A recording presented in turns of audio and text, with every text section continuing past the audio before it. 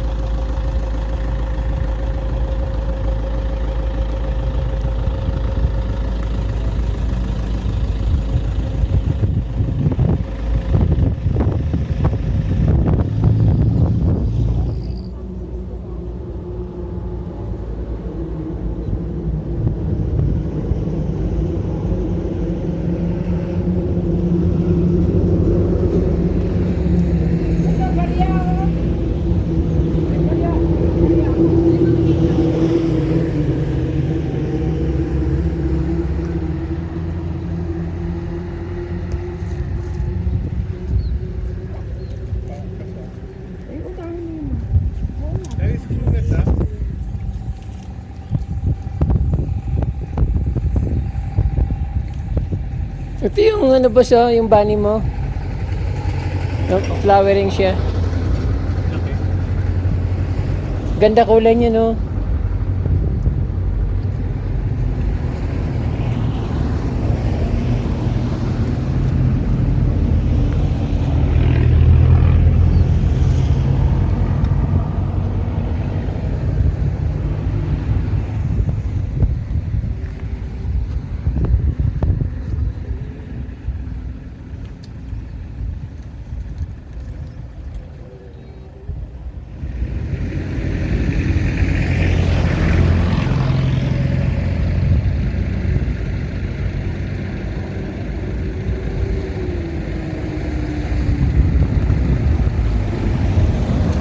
Sarado po siya. Diyan.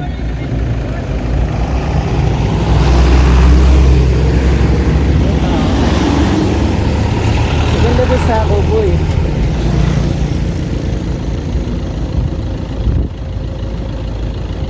Dahil bulaklak sa taas. Anong pala mo dito tagi? Kaya nga, saan kaya yan?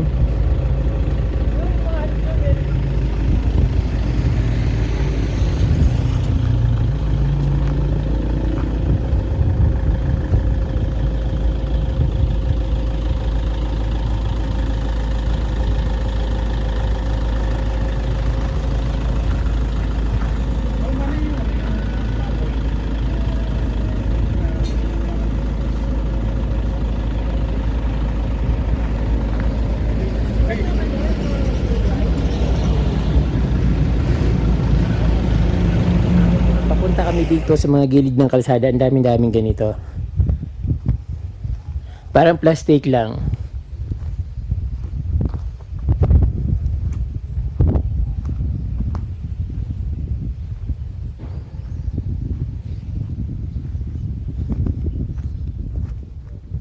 Meron ditong dalawang kabana. So hindi ko na dinaanan, hindi ko na pinuntahan.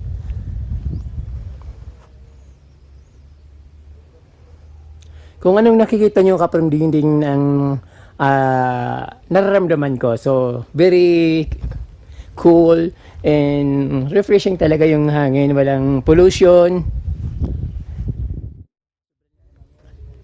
Ito yung mga halaman dito. So, ito ang pinakamarami. Tapos yung orange na may parang kugo na halaman. Tapos ito. Ang ganda kasi.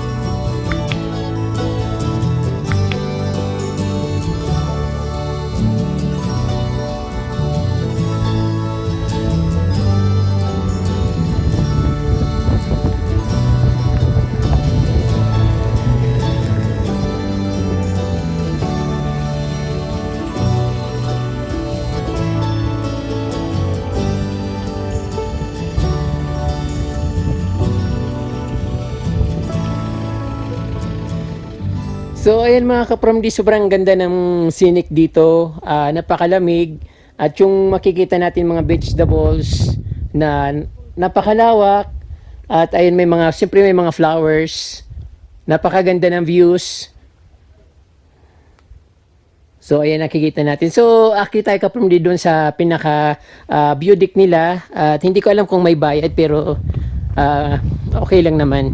Kung nakakatulong naman tayo sa tourism ng isang lugar, bakit hindi? So, ito marami raw pumupunta dito. Kapag may pupuntang mga, ano dito, mga turista, so ito yung inaano nila.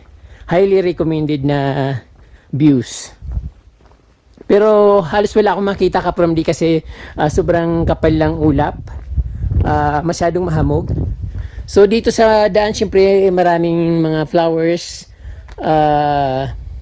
Marigold or Cosmo. Tapos may mga agave.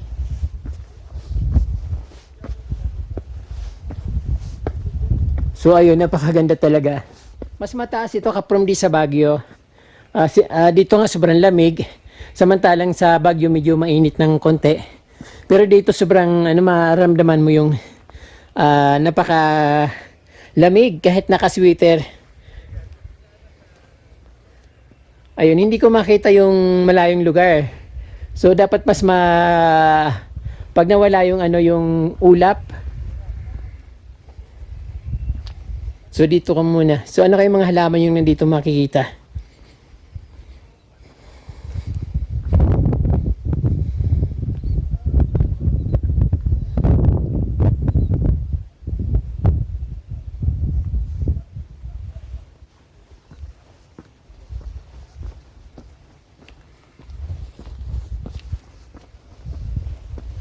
So, ayun mga flowers, may bahay dito.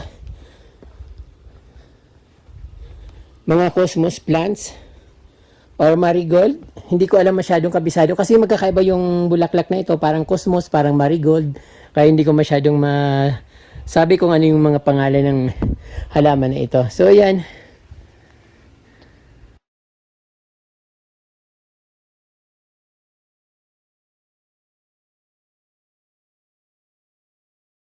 Punta tayo dito sa medyo mataas ka from D dahil wala naman ang makikita dito.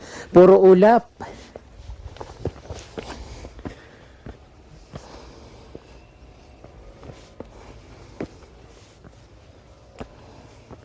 So, sobrang kapal, zero visibility. Wala akong nakikita. Kung nasaan ako, yun lang nakikita ko. Wala akong nakikita sa malayo. Oy, napakataas pala nito.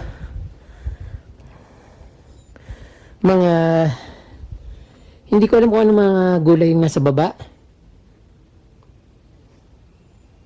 Halos wala akong makita. So, mayroon pa yung taas. Kaso kahit pumunta pa ako ng taas, wala talaga akong makita. Dahil sobrang kapal ng ulap. Mga 50 meters away, wala na akong makita. Dahil, ayun.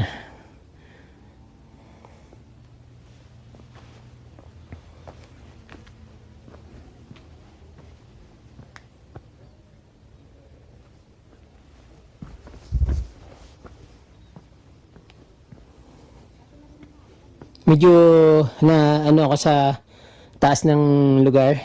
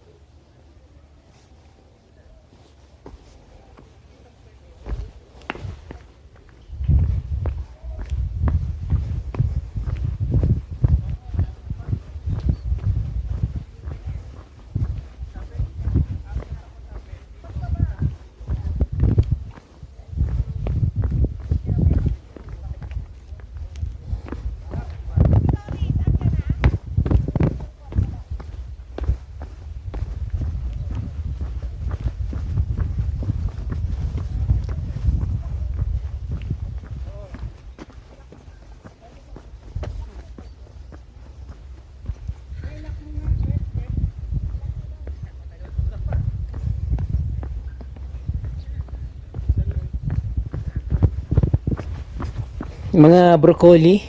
Mga broccoli to, mga broccoli. So, ayan ka from the malapitan na. Hindi ko makita talaga yung malayo kasi nandito kami sa pinakatuktok pero sobrang kapal ng ulap. Kahit yung mga kasama ko hindi kami magkakita-kita dito kasi sobrang kapal nga ng ulap. Dapat kausapin mag-usap kayo ng malapit para magkita kayo.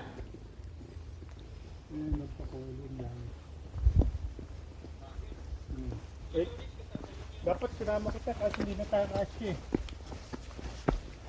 Parang may nakakasya ka sa Doris eh.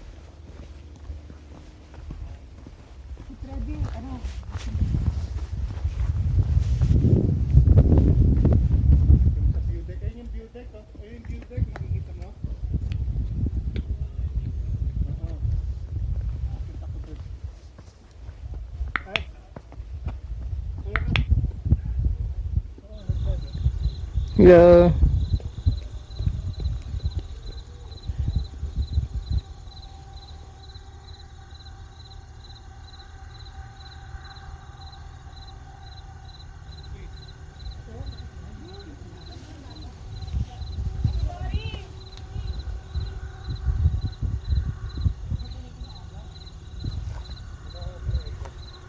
Bisoy!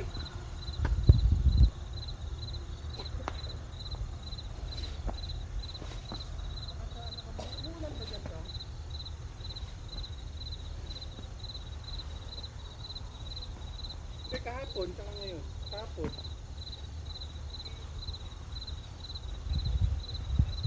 Pababa. Nakakatakot. Tapos langit. Gadili kami pababa. Hindi. Dandahan lang. Hindi nga ako kasi maano. Sa pader. At saka yung... Ano nga yun?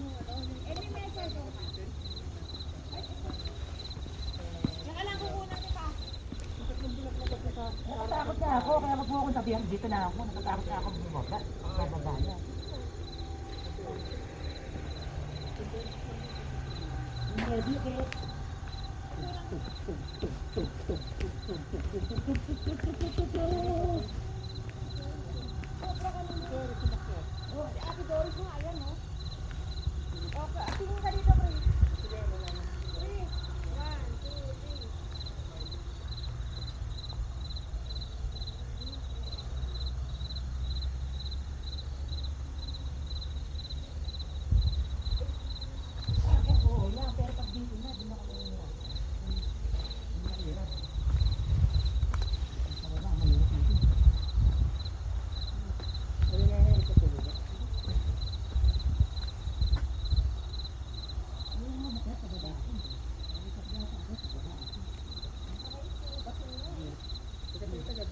Maganda dito kaysa sa Sagada.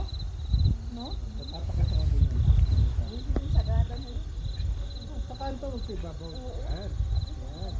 Yung sa kanto.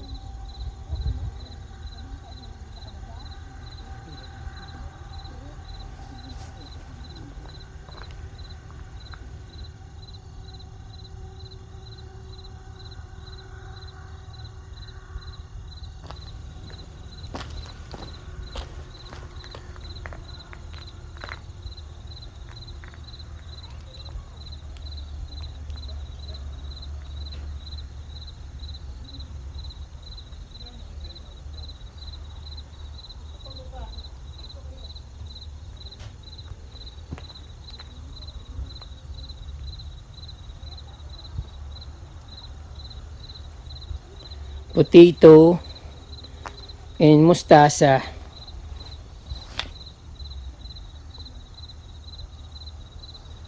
Hindi naman ito pichay. Ay, pichay.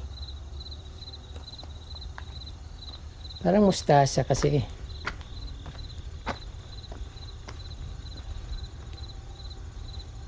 Bandera Española.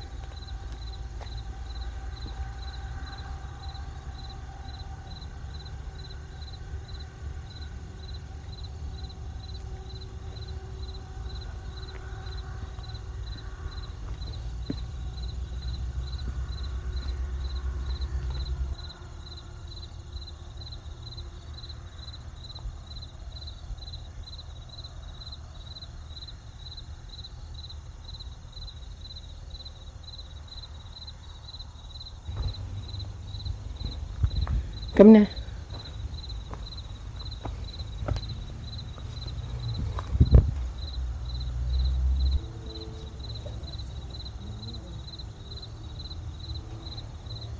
Maganda talaga sana kung ano, walang ulap, no? Tikman mo. Mayroon pa dun sa baba ang mga mustasa. Mas kahit.